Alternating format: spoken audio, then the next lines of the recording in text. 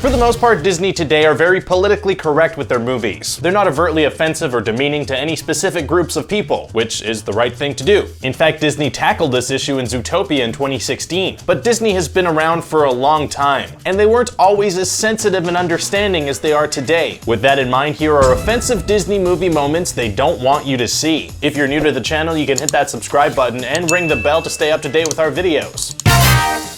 Here's a case of Disney doing something offensive and then trying to erase it. In the original release of Fantasia, there was a small centaur named Sunflower. She was a servant to the larger light-skinned centaurs. The implications of that are pretty messed up. Well, that movie came out in 1940, and it seems like since then they came to their senses because they animated that character out of the film completely. Although the internet is a thing, so it's hard to erase that completely.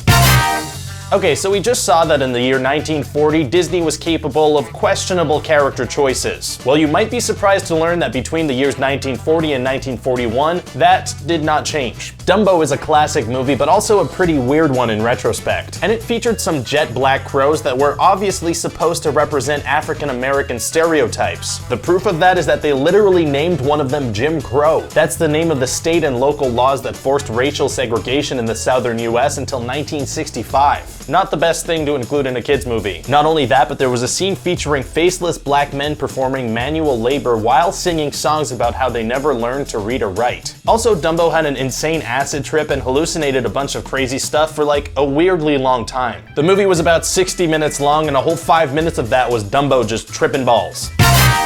Let's jump forward to the year 1954. Peter Pan came out more than 10 years after Dumbo, so Disney must have learned from their mistakes by then, right? What? No, they didn't?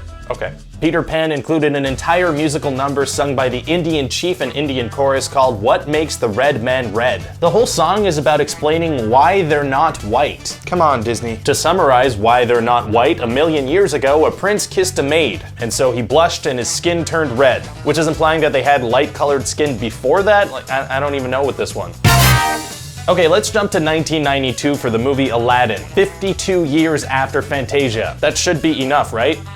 No, it wasn't? Alright, well if you've seen Disney's Aladdin, you remember the now classic song Arabian Nights, which I will now not sing for you because that would be offensive to all of music. So let's just say you remember the song. The question is though, what version do you remember? The original version of the song that played in theaters had the lyrics, I come from a land from a faraway place where they cut off your ear if they don't like your face. It's barbaric, but hey, it's home. Kinda painting the Middle East with a broad brush there, and that brush is dipped in a big bucket of negativity paint. Disney realized that maybe it wasn't good to describe a whole area as a place where they'll mutilate you if they don't like your appearance, and they changed the lyrics for home video release to where it's flat and intense and the heat is immense, it's barbaric, but hey, it's home. People were like, but you still use the word barbaric. But Disney was like, close enough. Well, that's it for today's quick list. Let us know in the comments section what other insensitive Disney moments you know about and what you thought of these ones. If you're watching this on Facebook, hitting that link will let you jump over to YouTube and subscribe. Thanks for watching.